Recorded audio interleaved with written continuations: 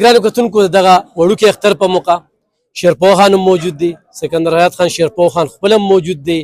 چې د بدامنۍ په حالت کې خو د خپل عوام نه د لرې کېدو دوی نه کله سوچ کړی دی او ماضي ګواه دی چې بمي چودنې پرې د پاسه شوي دي خو د عوامو نه لرې نه تلي. دا د پښتون لیډر خوبي وي او دا په دغه موقعو باندې چې کوم دی نو پکار ده چې پښتانه خپل لیډر وپېژني. دوی خو د اختر په موقع جي ټول خلک هم ګوري، هغوی ته به څه میسج ورکوي او مخکې خبرې کوي. بسم الله الرحمن الرحیم. جو خو زما د لخوا او د پارټۍ د ټولو کارکونانو د لخوا ټولو پښتنو ته موږ اختر مبارکي وایو، ټولو مسلمانانو ته د اختر مبارکي وایو او دا دعا کوو الله تعالی نه چې دا اختر دې خیر خیریت سره تېره شي او زموږ په دې سیمې باندې امن دې راشي. په دې هلال کمیټۍ باندې به خبرې وکړو چې اختر چې کوم دی دې پرې داسې متنازع پیکه پیکه او دومره لوی خرچي کېږي چې دې ته په کوم نظر ګورې؟ الف خان دا ایشو خو د ډېرې مودې نه ګوره نو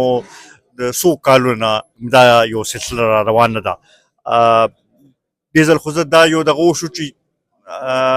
زه هغه یو شانتې تقریبا دغه شو څه لږ ډېر پکې دغه شوي خو زه سرکاري طور باندې هغه یو شانتې دغه وشو که دې نه مخکې داسې به هم کېدل چې د صوبې کې به یو ورځ باندې وشو، په مرکز کې به بل دغه وشو. د دې ایشو څه حل وباسل پکار دی او یو مستقل حل د دې پکار دی. زمونږ بدقسمتي دا ده مونږ خلکو له کمیټۍ لټو، خلکو له پوسټونه لټو او دا نه ګورو چې یاره د عوامو څه کې فایده ده او د عوامو مشکلات څنګه کم کړو. دغې طرف ته توجه ورکولو ضرورت دی. پکار دا دی چې مونږ که هغه روژه وي، که هغه اختر وي، که داسې نور کوم مذهبي تهوارونه دي، د هغې لپاره د خلکو لپاره اسانتیا پیدا کړو او په دغې باندې کار کولو ضرورت دی. دا د پارلیمنټ بنیادي هغه ذموارو کې راځي. خو بدقسمتۍ نه اوس خو پارلیمانونه هم داسې جوړېږي چې د مرضی پارلیمان جوړېږي نو بیا به همدا سلسلې وکړي چې پی او ګونګیان کسان لټ چې هغه بیا بیا خو دا اوس چې د لس روپۍ تقسیم کړلې ډېر وي حقدارو ته میلو شولې، بیا د وزیر اعظم 5000 پیکج نه هغه اکثر مونږ چې چا نه تپوس وکړو چې هغې ته میسج راغلی خو دې ته په کوم نظر ګورې؟ دا څلورمه ورځ ده چې په سوشل میډیا کنځلو کې ډېره اضافه شوې. ګوره یو خو الف خان پکار دا وه چې دې لپاره یو کرایټیریا جوړه شوې وي او هغې کرایټیریا باندې چې څوک د هغې کرایټیریا باندې پوره راتللی چې هغه شانتې ورکړی شوي. دا اوس کم طریقې سره چې وشو دې کې خوښ ناخوښه، پسند ناپسند سیاسي بنیادونو باندې تقسیم، دې سره د قوم او د ملک پیسې هم ضایع کېږي. دا ستاسو زموږ د ټیکس پیسې دي. پکار دا دی چې صحیح خلکو ته ورسي چې د هغې یو دغه وشي چې زم چې ټیکس ورکوم نو په هغې باندې خوشحاله یم چې او یو صحیح زیات هغه دغه کېږي. خو چې داسې قسمه دغه کېږي نو بیا د یو طرف ته مونږ دا دغه کوو چې ټیکسونه دې زیات کړی شي، ټیکس وصولي دې زیاته شي او بل خوا ته د هغې چې داسې قسمه استعمال کېږي نو په خپله د خلکو د ټیکس ورکول نه دغه پاسېږي، هغه اعتماد پاسېږي. نو دا څیزونه دي چې د دې سټریم لاین کولو ضرورت دی. بدقسمتۍ نه مونږ هر یو شي کې سیاست راولو، په هر یو شي کې پسند ناپسند راولو، دا شی نه دی پکار او بعضې وخت کې سړی د ملک او د قوم سوچ کوي. سکندر خان د افغان مهاجرینو د انخلا خبره شوې ده خو وزیر اعلی کله وایي زه په اعتماد کې نیم اخیستی، کله وایي لاړ دي شي. نو دلته کنفیوژن دی او دلته چې څونه داسې واقعیات د ترهګرۍ مخې ته راځي اکثره پکې دغه نشاندهي کېږي. ګوره یو خو الف خان څو پورې چې د افغان مهاجرینو دلته کې دغه دی د دې کې درې کیټګریز دي. یو هغه دي چې کوم یو ان ایچ سی آر سره رجسټرډ دي، یو هغه دي چې یو ان ایچ سی آر سره رجسټرډ نه دي. د هغې لپاره هم یو واضح پالیسي پکار ده. دویم دا ده چې ګوره دا دومره مودې نه دلته کې پاتې کېږي، بیا دوی له یو ټایم ورکول پکار دي چې یاره دومره مودې کې یکدم یو ورځ تاسو پالیسي جوړه کړئ چې مونږ یې ساتو، بیا یو ورځ پالیسي جوړه کړئ چې نه په 15 ورځو کې دننه دیز نه دیزي. داسې فیصلې چې دي د هغې ښه نتایج نه راوځي. پکار دا ده چې یو سټریم لاین پالیسي لپاره جوړه شي. کم که واپس تګ دی زما خیال هغوی به مطلق غواړي چې خپل وطن ته واپس لاړ شي. نو هغې لپاره هم بیا یو ټایم ورکول پکار دي. دلته کې بعضې خلک داسې دي چې هغوی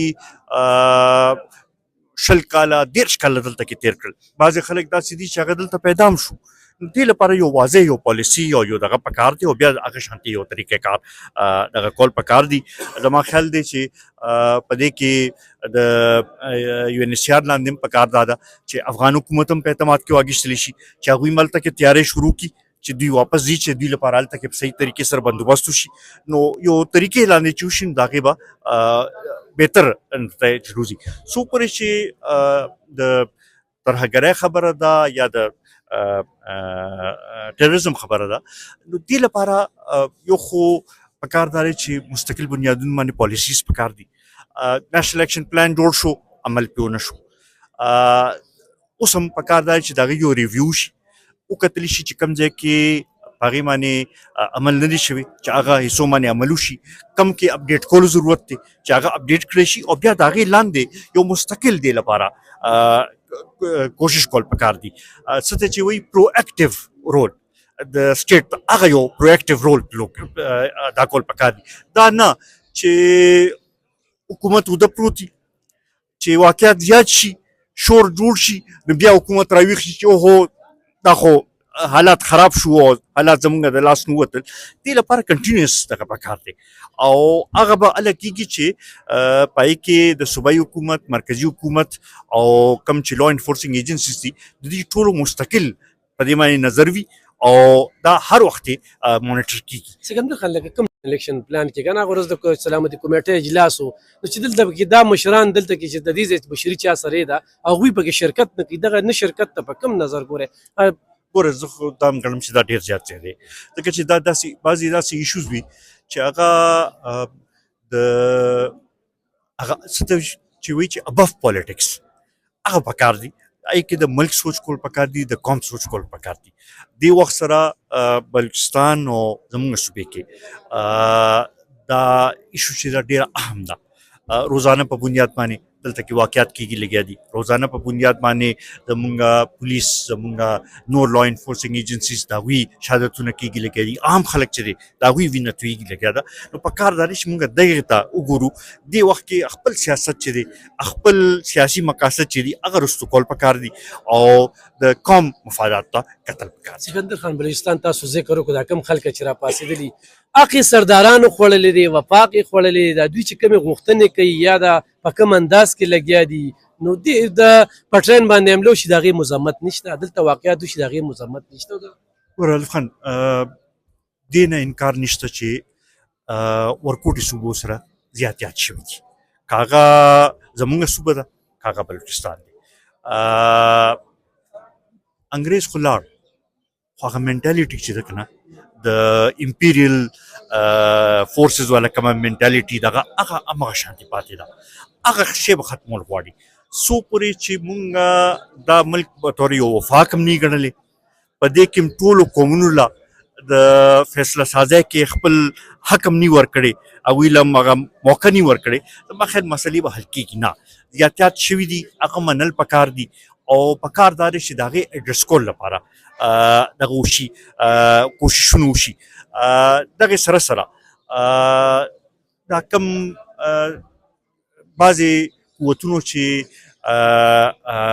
دا څیزونه په خپل لاس کې واخلي لکه مارم بلوچ کردار او د هغې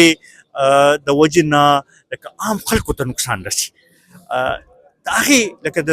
سټیټ د پالیسو د هغې سزا